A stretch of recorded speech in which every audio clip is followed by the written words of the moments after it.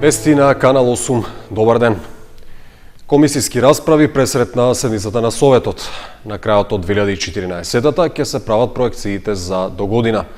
Во пасивизирана атмосфера по минатомесечната дебата, комисиите ги подготвуваат точките што треба да се најдат на усвојување пред советниците. Ако по дневниот ред се познава, следната седница на Советот треба да биде интересна од повеќе аспекти, но комисиските расправи не најавуваат таков тек на дебатата. Финансиски планови и програми на институции, јавна чистота, третман на кучиња скитници, рекламирање и огласување, заштита од болести, формирање младински совет, колажен работен план, но комисиските дискусии браго се исцрпуваа. Еден од ретките конкретни предлози се однесуваше на финансиските планови на основните и средни училишта.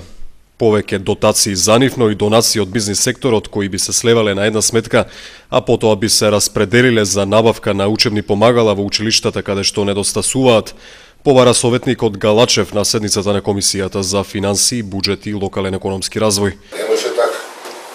Не може со години на истите учебни помагала. Тоа го знаат директорите. Многу не може да се промени, а мораме да кажеме дека нешто треба да се поработи на тај дел. Галачев во контекст на темата побара и опремување на училишната спортска сала во основното училиште Раде Кратовче. Смета дека единствено тоа нема пристојни услови за спортување. Проблем на четврти кад се трае, мисля дека е време да се поразмисли и таму некоја спортска сала, гумена или каква или што ли да се обезбеди и да функционира како што треба. Значи, во делот на финансирањето на основното образование и на средното образование, што е со устав гарантирано, треба се поработи на тема да се обезбедат учебни помагала повеќе и разбира се и хигиена. Праксата покажува дека седниците на Советот пресред на Нова година не ја носат вообичаената тензија. Можеби не се жешки, но на дневен ред се многу суштински точки што ќе се разгледуваат во се уште наелектризирана атмосфера од минатата седница.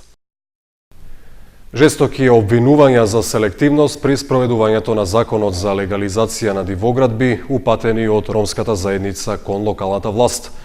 Советникот Аки Акиов го впери прстот и кон инспекциските органи, наоѓајќи непринципиелност во спроведувањето на решенијата.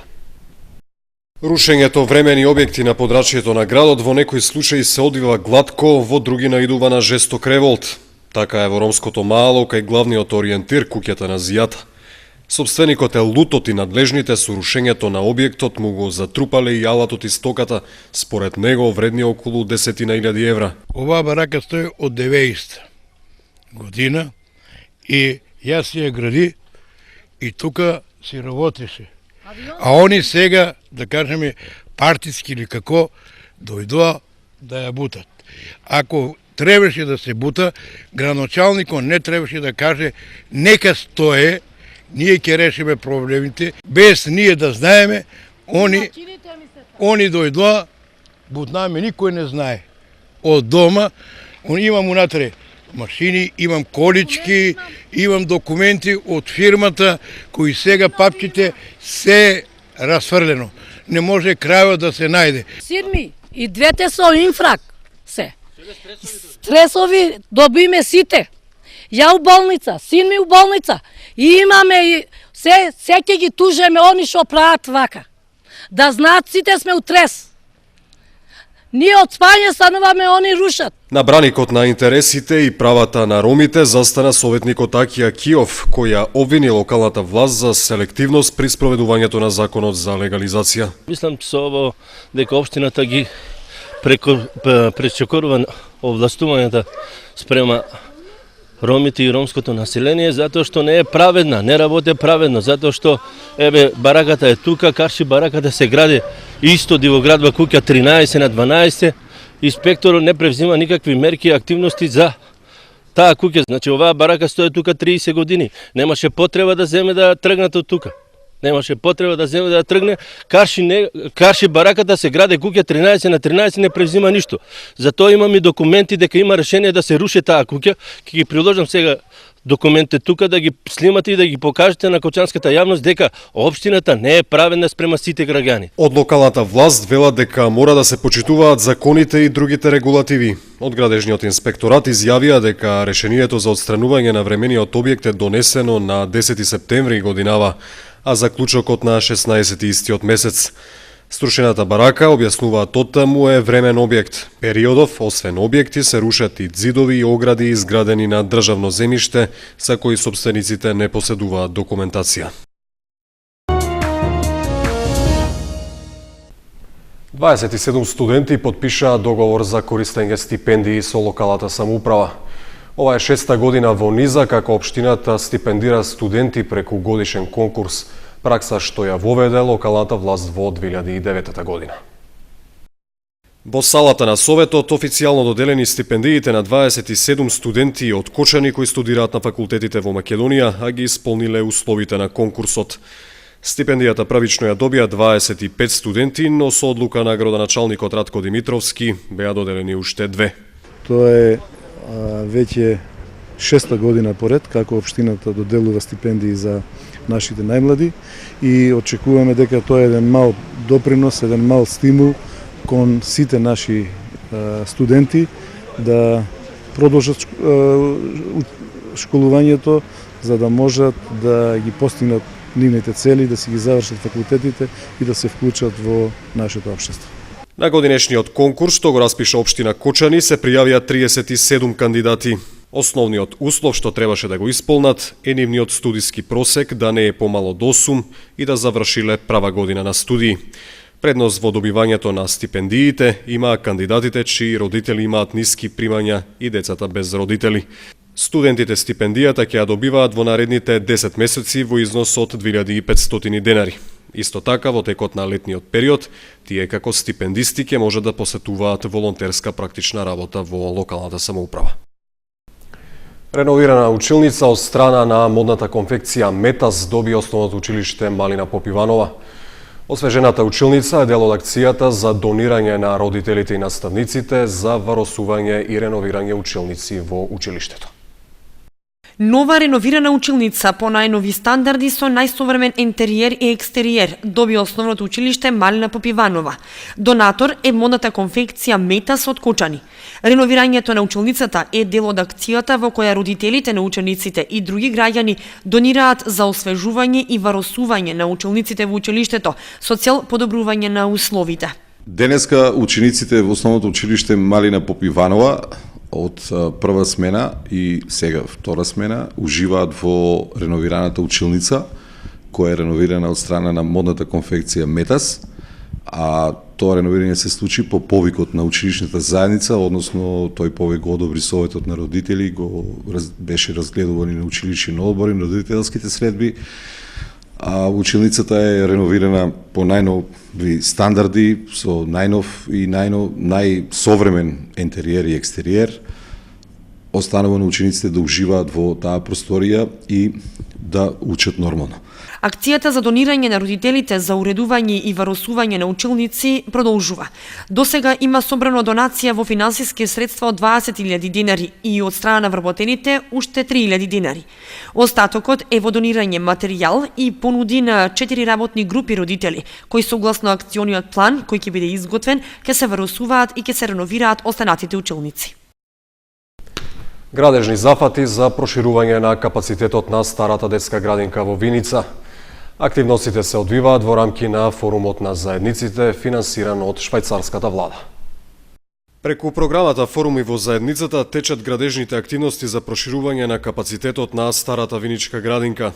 Се градат 3 нови занимални со површина од 150 квадрати, вклучително и настрешница за складирање на палетите. Вредноста на проектот е околу 4 милиони и 100.000 денари, од кои 1.400.000 се од Швајцарската агенција за развој, 2.400.000 денари се од општина Виница, а 300.000 денари се средства што ги обезбеди комбинираната детска установа Гоце Делчев. Проширувањето ќе биде решен проблемот со недостаток на простор. Инаку морам да напоменам дека за овие 5 години ова е пето проширување на капацитетот на детската градинка. Прво направивме проширување на изградивме целосно нова занимална во новата градинка. Ова градинка овде проширивме 2 занимални пред 2 години. Отворивме нова детска градинка во Трсено. Во Истивање очекуваме денови да биде пуштена во употреба и ова ќе биде пето проширување. Што сметаме дека направивме доста за згрижување на најмладата популација на општината. Во моментов во двете градинки се присутни 272 деца, а на список се уште 350, вклучувајќи ги децата од ромска националност, вкупно 40 на број, како и 18 деца во градинката во село Трсино.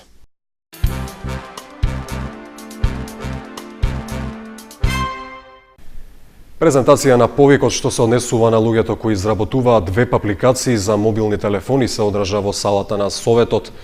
Присутните на презентацијата развија и дадоа своји идеи за креирање апликации за смарт телефоните.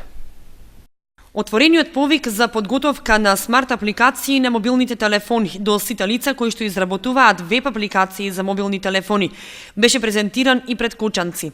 Презентацијата е дел од проектот кој е подготвен од Европската комисија. На презентацијата беше објаснето како можат заинтересираните да се пријават на повикот и да се развие идејата во Кучани за креирање апликации за смарт телефоните.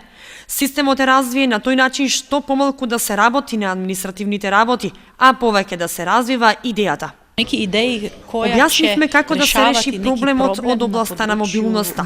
Например, да се развие идеја како побрзо да најдеме паркиралиште за автомобилот, како да знаеме каде треба да го возиме велосипедот и така натаму. И тоа се со помош на интернет технологијата. Луѓето што ги контактиравме од општина Кучани беа доста заинтересирани и денеска видовме дека многу луѓе дојдоа не само од Кучани, туку и од соседните општини, а имаме и од Скопје. Во Кучани ме радува што почнаа да се развиваат некои идеи и луѓето почнаа да дават своји идеи. Вакви предавања и презентации енергетската агенција врши како низ Македонија, така и на подрачјето на Црнагора, Хрватска, Австрија и Словенија. Презентацијата во Кучани е прва во Македонија и Кучани е еден од ретките градови каде што се одржува презентација од ваков тип. Општините се подготвени за седмата акција Ден на дрвото, што ќе се спроведе во претпладневните часови. Во Кочани ќе се сади во кругот на противпожарната единица, а во Виница на локацијата Превалец.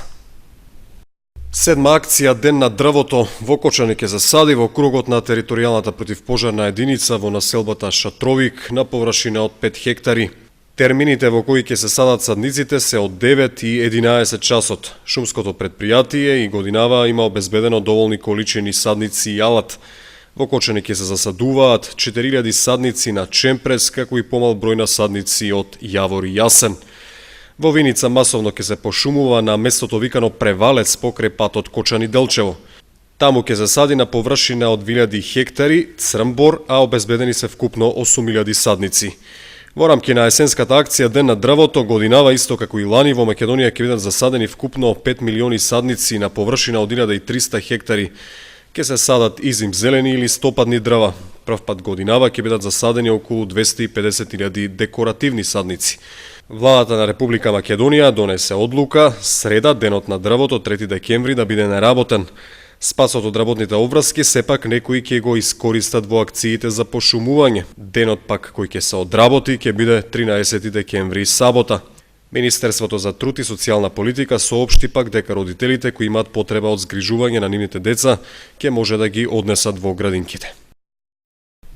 И информацијата за состојбата на патиштата, сообраќајот на сите државни патишта се одвива по влажни коловози, а дожд врне на целата територија на Македонија. Во клисурите и усеците можна е појава на помали одрони, особено на патните правци Кочани-Делчево и Виница-Берово. Од Автомотосојузот на Македонија препорачуваат внимателно управување со возилата, почитување на поставената сигнализација, како и прилагодување на брзината кон условите на патот.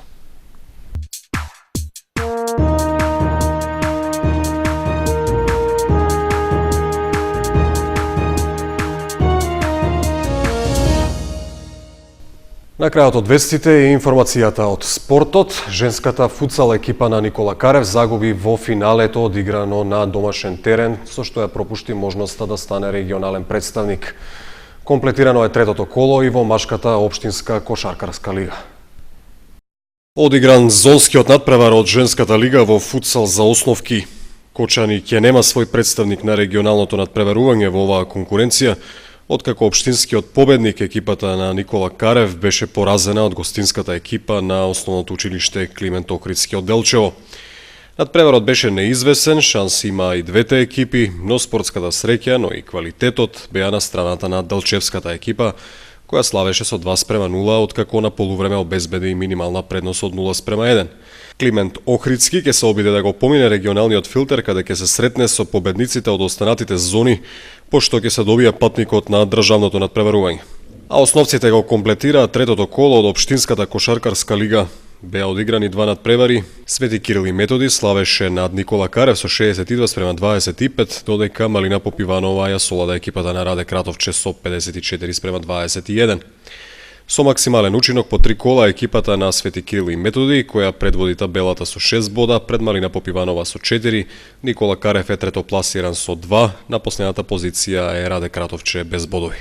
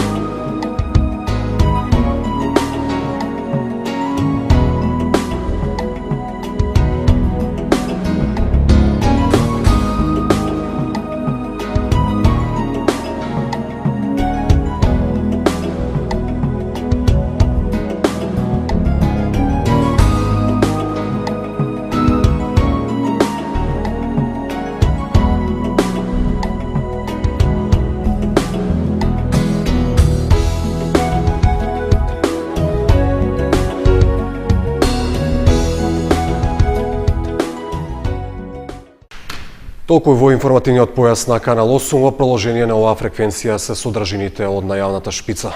Пријатно!